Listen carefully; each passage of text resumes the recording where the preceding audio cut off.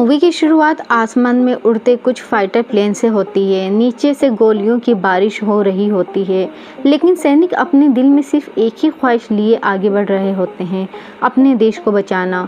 बम गिरते वक्त उनके चेहरे पर डर नहीं बल्कि फ़र्ज निभाने का जज्बा साफ दिखाई देता है।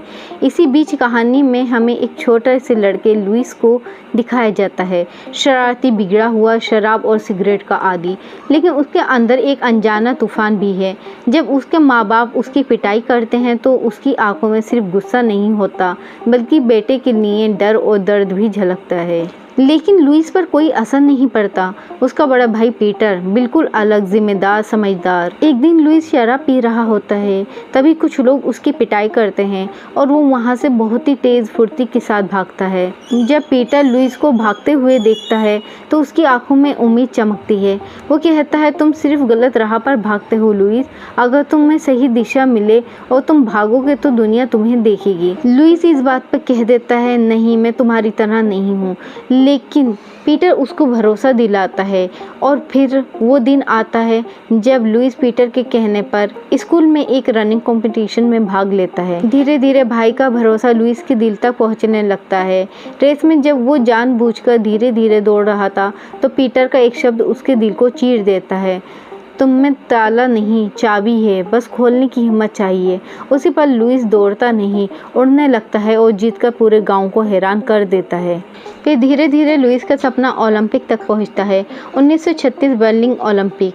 जब वो आखिरी लोप को पूरी जान लगाकर 56 सेकंड में दौड़ता है तो स्टेडियम उसकी सांसों के साथ साथ दौड़ने लगता है। जब भीड़ उसका नाम पुकारती है तो उसकी आंखों में सिर्फ एक तस्वीर होती है, अपने भाई की मुस्कुराहट। लेकिन किस्मत हमेशा आसान रास्ता नहीं देती। 1940 का ओलंपिक कैंसिल हो जाता है। दुनिया युद्ध की आग में जल रही होती है। Cut to 1943। लुइस अब सिर्फ एक रनर नहीं बल्कि अमेरिकन आर्मी का सोल्जर है। प्लेन क्रैश होता है, दोस्त घायल होते हैं, इंजन फैल जाता है। जब वो समुंदर में गिरते हैं तो सब कुछ ख़त्म सा लगने लगता है। लेकिन टूटे फूटे मलबे के बीच भी लुइस अपने साथियों से कहता है, जब तक सांस है तब तक हार मत मानो। 45 दिन भूखे प्यासे समुंदर में तैरना पड़ता है। ये कोई चमत्कार से कम नहीं। जब उनका साथी मैक सारी चॉकलेट खा लेता है तो लुइस के चेहरे पर गुस्से से ज़्यादा मायूसी होती है, जैसे उसने अपने साथियों की उम्मीद छीन ली हो। उनकी हर रात मौत से लड़ाई थी, तूफान की लहरें, भूख की जलन, दुश्मन के बम, लेकिन हर सुबह एक नई दुआ थी, हे भगवान आज हमें बचा लो। फिर वो दिन आता है जब जापानी जहाज उन्हें पकड़ लेता है। लुइस को पहचानकर उस पर जुल्म शुरू करने लगते हैं। उसके कपड़े उतरवाए जाते हैं, उसे पीटा जाता है। जब उसकी आंखों से आंसू गिरते हैं तो वो सिर्फ दर्द के नहीं होते, वो आंसू उस सपने के होते हैं जिसे उसने अपने भाई से वादा किया था, कभी हार मत मानना। अब वो सिर्फ एक कैदी नहीं बल्कि जिंदा रहने की जंग का नाम है। लुइस के लिए उसके भाई का भरोसा, उसकी ताकत, माँ बाप का डर, उसके अंदर का खालीपन और समुंदर की भूख प्यास इंसानियत की असली परीक्षा और कैद और जुल्म हार मत मानने का सबक था। कैंप का माहौल चारों तरफ सिर्फ दहशत वाला होता है। हजारों कैदी, लेकिन सबके चेहरे पर सिर्फ भूख, डर और टूटे हुए सपने। कैंप के इंचार्ज वातानबे, एक ऐसा शख्स जो अमेरिका से नफरत करता है, वो जोर से चिल्लाता है, तुम सब कैदी नहीं, हमारे दुश्मन हो, और हमारे दुश्मन के साथ कैसा सलूक होता है ये आज से तुम महसूस करोगे। सब कैदी झुकी निगाहों से उसकी मौत सुनते हैं, लेकिन लुइस की आंखें उठी होती हैं। उसकी आंखों में एक सवाल, एक चुपचाप विद्रोह। वातानबे गुस्से से कांप उठता है। वो लुइस के पास आता है और कहता है, मेरी आंखों में कभी मत। और अगले ही पल डंडा उसकी पीठ पर बरस पड़ता है।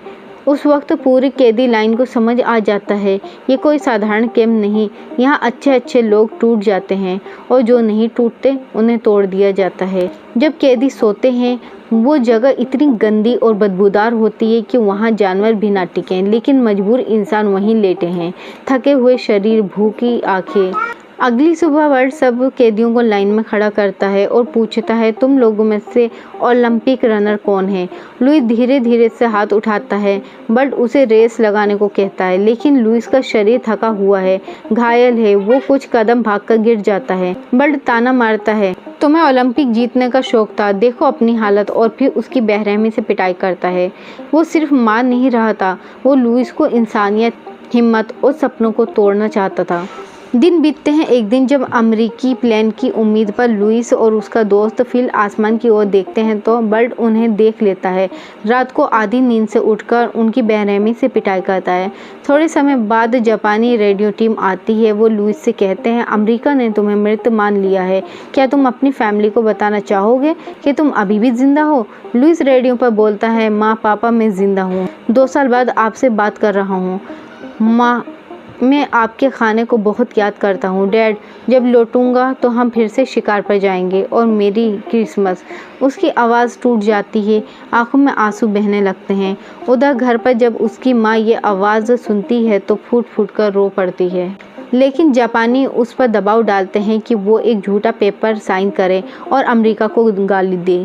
लुइस कहता है, मैं मर जाऊंगा लेकिन अपने देश को धोखा नहीं दूंगा, और वो कागज़ फाड़ देता है।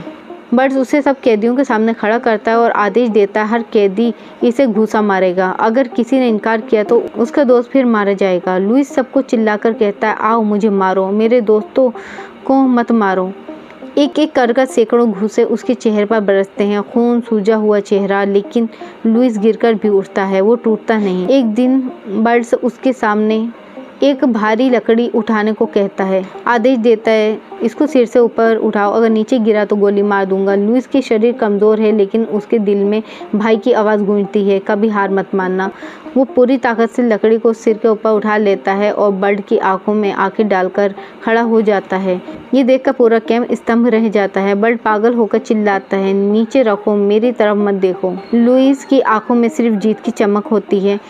उसने आज साबित कर दिया था, उसे कोई नहीं तोड़ सकता। फिर आता है वो पल, कैदियों को नदी में नहाने भेजा जाता है। सबको शक होता है कि शायद अब मौत दी जाएगी, लेकिन तभी आसमान में एक अमेरिकी प्लेन आता है। कैदी खुशी से झूम उठते हैं। युद्ध खत्म हो चुका था। सालों की कैद, भूख और जुल्म आखिरकार आज़ादी में बदल गए। लुइस अपने देश लौटता है, ज़मीन को चूमता है, अपने परिवार को गले लगाकर फूट फूट कर रोता है। आखिरी स्लाइड पर उसकी असली तस्वीर दिखाई जाती है। बताया जाता है कि उसने शादी की, बच्चे हुए और सालों बाद यानी कि 80 साल की उम्र में उसने फिर से ओलंपिक में मशाल लेकर दौड़ लगाई। और यहीं पर मूवी की एंड हो जाती है। तो आपको ये मूवी कैसी लगी हमें कमेंट करके ज़रूर बताएं। वीडियो अच्छी लगी है तो वीडियो को लाइक करके चैनल को सब्सक्राइब करें। धन्यवाद।